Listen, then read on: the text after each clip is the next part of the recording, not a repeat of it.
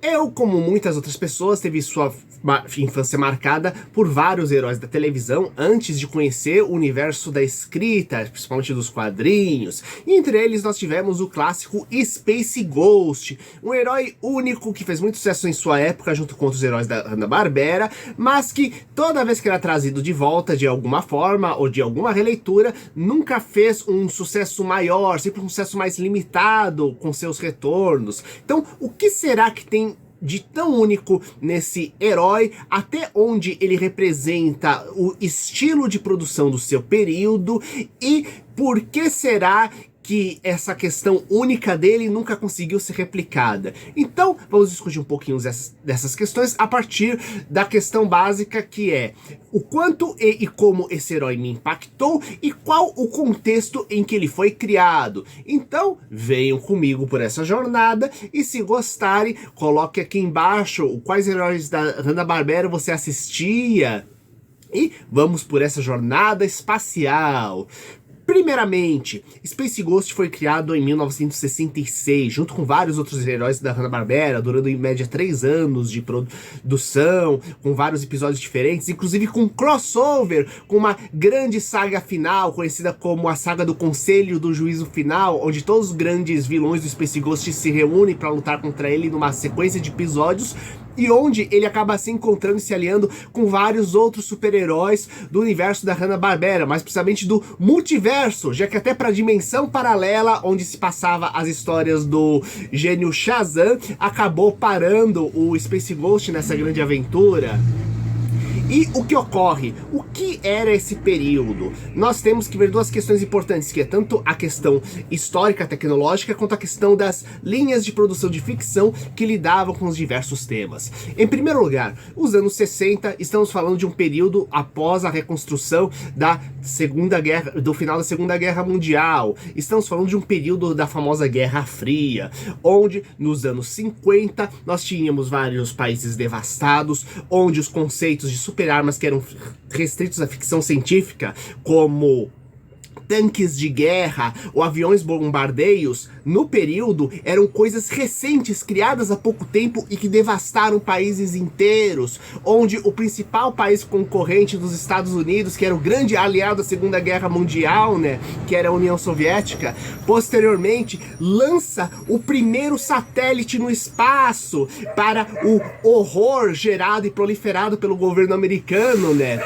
De pegar e mostrar, nossa, o domínio do espaço começou a ser conquistado não por nós, mas por outra nação com um modo de vida completamente diferente. Então, esse sentimento de pavor, inclusive dessa questão do pavor relacionado com a tecnologia, começa a se espalhar. Tanto que os monstros da Universal, como Drácula, o lobisomem, deixam de ser meio que as grandes fontes de inspirações para os filmes de terror e passam a ser, na verdade, as de invasão alienígena, afinal, a invasão do estrangeiro a partir do espaço, e também os de atomic horror, isto é, onde a energia atômica era causadora de grandes catástrofes horrorosas, né?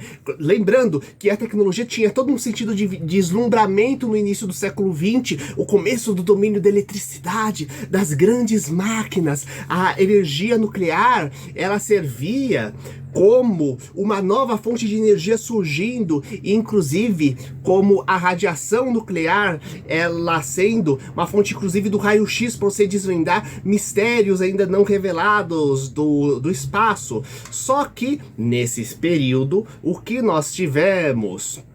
Nós tivemos também a questão dos quadrinhos de super-herói, que nos anos 50 eles basicamente decaíram, indo principalmente para os quadrinhos de terror.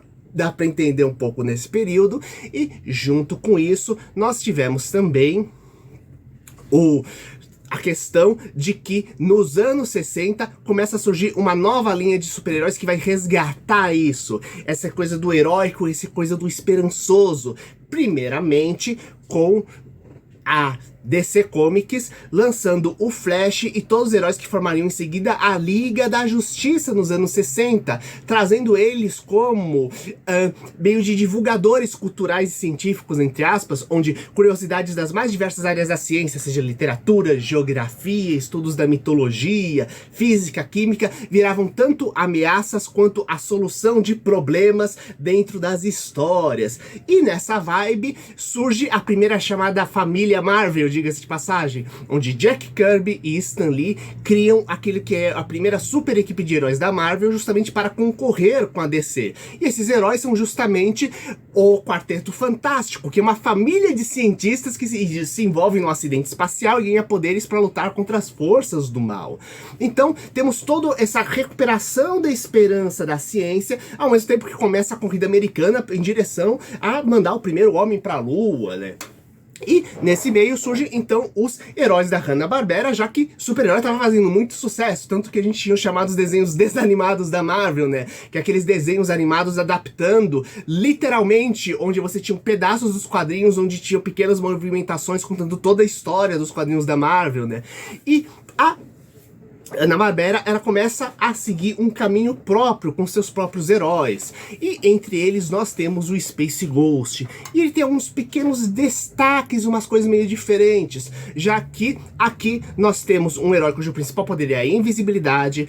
É o nome de um monstro, entre aspas, já que é um fantasma. Inclusive a roupa dele representa o branco do fantasma. E ao mesmo tempo, em contraste com o escuro do espaço. Ao mesmo tempo ele tem uma máscara que lembra muito a máscara do Batman e cujos heróis têm uma vestimenta que acabam digamos, fazendo a gente lembrar do Robin, diga-se de passagem, já que ele tem dois adolescentes, Psydex adolescentes, inclusive, com umas roupas meio coloridas.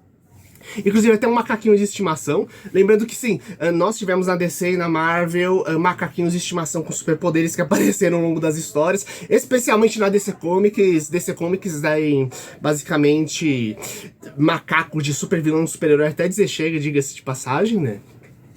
E nisso tudo, eles sempre usavam uma máscara, enquanto outros heróis da Hanna-Barbera, outros heróis espaciais, eles normalmente não tinham máscara, porque nem precisavam de identidade secreta. Esse mesmo não precisando, ele sempre usa uma máscara. O principal poder é de não ser visto. Apesar disso, ele acaba dialogando com outros heróis, como eu te falei, só que principalmente como o Batman, né? Então até mesmo a questão do cinto de utilidades não deixa de ser refletida nos braceletes de poder dele, onde, ao invés de ter vários equipamentos, temos vários tipos de energia diferente que podem ser ativados. Então, muitas vezes não é simplesmente o combate direto, que é importante, mas sim aprender a saber qual tipo de energia diferente é mais adequado naquele momento para conseguir soltar o raio específico que vai poder pegar e resolver aquela situação. Ao mesmo tempo que os ajudantes não são simplesmente heróis atrapalhados que vão atrapalhar as coisas. Apesar de serem sequestrados de vez em quando, muitas vezes quando os braceletes são tirados por ser derrotado em algum momento, já que ele não é um herói invencível, Space Ghost, normalmente esse tipo secundário vai lá, consegue resgatar os braceletes ou desarmar o equipamento armadilha do vilão para assim o Space Ghost conseguir se libertar e resolver o problema. Então temos uma equipe bem integrada. E como eu falei, ao mesmo tempo é um herói que tem mistério até dizer chega. Sua relação direta é com um dos principais personagens mais misteriosos e sombrios do universo da DC Comics, né? E ao mesmo tempo essa coisa do fantasma, estamos falando de um herói que, mais do que representar o espaço em si, as aventuras do espaço, ele é quase como uma personificação do próprio mistério do espaço, daquilo que existe por trás, toda aquela coisa sombria. Só que ao mesmo tempo, ele não é um vilão, ele é um herói. Ele é aquela esperança que surge no meio do medo do espaço, ou num período onde você tem medo do espaço, medo do desconhecido, surge no meio um desconhecido dizendo, olha, tem aquele fiozinho de esperança, dá pra você dar a mão pra mim que eu vou te ajudar, sabe? Isso é muito legal, esse sentimento de esperança surgindo de onde você menos imagina, e vindo justamente do espaço. Sendo que, ainda por cima, mesmo os outros heróis da Hanna-Barbera adotando outras formas bem diferentes, inclusive é bem interessante quando você pega, metade deles são os heróis mais bárbaros, só que ao mesmo tempo lidando com forças espaciais, muitas vezes a maioria deles tem relacional com monstros. Os Herculoides, por exemplo, era justamente a isso, que inclusive tem crossover com Space Ghost, é uma família que vive tranquilamente em um planeta e tem uma série de monstros gigantes como amigos. Mesmo o gigante que eu falei, mais precisamente o gênio Shazam, que ajuda o nosso querido Space Ghost em um dos episódios, ele é um gigante, né?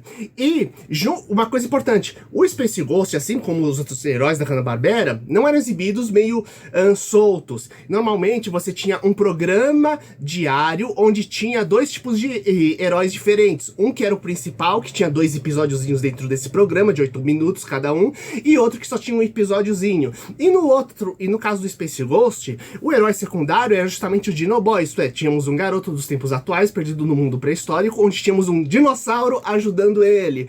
E praticamente a mesma coisa acontece com os outros heróis, onde temos o Mike Thor, que também tem um dinossauro que vira um dragão que ajuda ele, por exemplo. O Moby Dick, onde a própria baleia assassina branca gigante, que aparece no famoso livro homônimo, é um herói também, um desenho da Hanna-Barbera, também ajuda o Space Ghost em determinado momento. Então tem muito essa coisa de existir o monstruoso, existir o gigante que é fascinante, só que ele não obrigatoriamente ele é do mal, ele pode ser seu amigo, sabe? Existe aquela coisa, não importa o quão sombrio ou monstruoso seja a coisa, sempre pode ter um filete de esperança e você não precisa ter medo automaticamente só por ser grande, diferente ou mais sombrio aquilo que você está vendo. O que é uma coisa muito legal, especialmente, como eu disse, nesse meio onde o medo da tecnologia estava surgindo e o medo do desconhecido e das nações diferentes. Tanto que muitas coisas indicam que o único motivo pelo qual teve o cancelamento desses seriados foi muito mais pela questão de grupos de pais que estavam com medo do excesso de violência que existia na época, viu só, já existia uma galera chata desse tipo naquela época, tanto que a Hanna-Barbera não diminuiu a produção de desenhos, eles simplesmente mudaram para uma nova linha diferente e continuaram produzindo desenhos animados, porque tava fazendo sucesso o material, né? Então, é muito interessante quando a gente vê dentro desse contexto e desses impactos que eles geram pra gente. E quando o Space Ghost, ele retorna, ele chegou a ter uma nova série nos anos 80, que, como eu disse, teve um sucesso mais limitado, e teve quadrinhos, inclusive com capas do Alex Ross, teve o Futuro Quest, onde teve uma saga com vários heróis da Hanna-Barbera que foram trazidos de volta, crossover com personagens da DC Comics, e o que acontece? No meio disso tudo, por que que a gente nunca teve novamente um grande boom do Space Ghost? Como eu disse, isso é muito ligado à própria época, porque ele é a personificação daquilo que existia na época da relação entre homem, natureza e tecnologia, que é muito diferente do nosso período atual.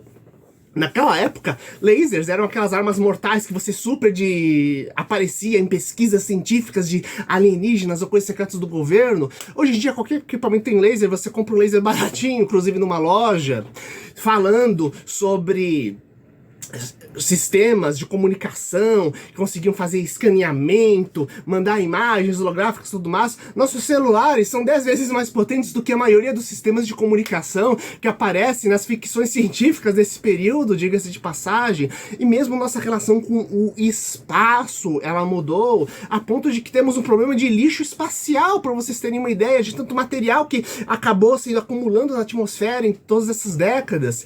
Então, a questão é, o Space Ghost é a representação justamente dessa interação, melhor, uma representação bem feita, estruturada e elaborada dessa relação e de como nos motivar a ir pra frente perante todo esse caos daquele período específico. E agora temos outras questões. E eu fico para você a pergunta de quais outros heróis atuais poderiam pegar ou estariam fazendo uma coisa similar, só que com as questões atuais. Será que o Kamen Rider Force, que é justamente um herói espacial da linha dos Kamen Riders, por exemplo, Lembrando que além do Kamen Rider sempre teve um toquinho mais sombrio, apesar do Kamen Rider Force ser um dos mais alegres, por exemplo. Será que o Ultraman Zero, por exemplo, que foi a minha introdução ao universo dos Ultramans, que é basicamente um anti-herói dentro do pessoal da Polícia Espacial que aparece lá no meio, lembrando que o Space Ghost tem toda uma relação com a Polícia Espacial também.